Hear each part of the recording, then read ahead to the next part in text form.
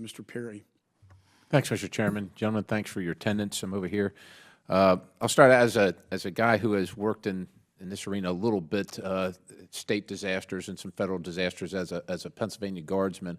I'm just wondering, especially in these broad-scale disasters, from FEMA's standpoint and from the Corps' standpoint as well, is there anything that the Guard can do better? Is there anything that inhibits us? And I know that it's hard to pre-position certain. You don't know what you need sometimes until you need it, right? And you have different states with and different services, whether it's the Air Guard or the Army Guard, with different requirements and so on and so forth. And I'm just wondering, from your standpoint, is there anything that we fall short on, or is there anything that we can improve state to state to respond and be helpful and responsive in a critical time of need? Well, first of all, my hat's off to the National Guard. I mean, here again, they're one of the most critical partners that we have, and one of the most critical assets that a governor has. And we saw them do yeoman's work when it comes to delivering water ice MREs to saving lives.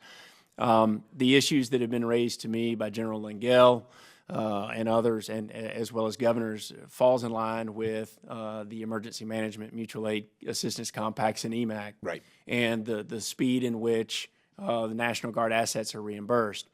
I don't have the authority. If a governor, if you were the governor of New York and say you and Governor Rosselló worked out an EMAC deal and you're going to provide Governor Rosselló your National Guard, I don't have the ability to reimburse you directly. All my reimbursement authority of the Stafford Act has to go through the governor to you, so you're dependent upon that governor, the requesting governor, reimbursing you back. And that's the problem as I understand it. I don't know how to solve that problem. So that's not a FEMA relationship, so to speak. It's more of a Guard Bureau to state relationship, EMAC, as you understand it? Yeah, so EMAC is a governor-to-governor contract.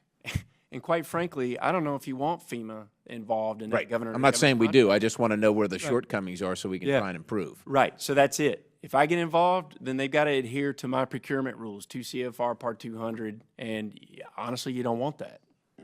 So it's essentially just the speed between which governors come to agreement and then inform you. Right, and then reimburse each other. Okay. You know, they have to cut that contract up front. Okay.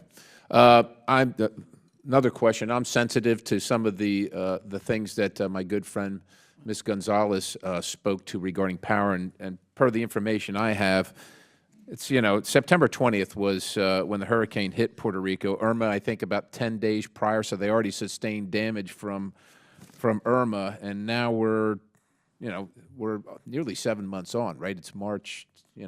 March 20th would be 7 months. And from the information I have, Puerto Rico's power has been restored. And I'm curious about generation versus, because the information I have says power has been restored to customers 90%. Virgin Islands 99.8, St. Thomas 99.1, or St. Croix, St. Thomas and St. Croix. So the question I have is we had a hearing some time ago about how many crews the folks that are restoring the power, whether it's generation or whether it's distribution on the island, how many crews were available? And we get the situation with PREPA, how bad the infrastructure was prior to the storm, and that the ports of entry, whether air or sea, were damaged heavily, and it just made it hard, even if you had pre-positioned assets, all those things withstanding.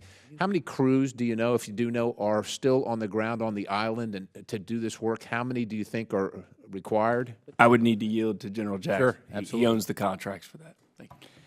Sure, Congressman, thanks for that. At the height of the activity on Puerto Rico, where we had the most number of boots on the ground, we had about 6,000 line workers that were a combination of what fell underneath the Corps of Engineers Command and Control and what fell underneath the contracts that PREPA is managing.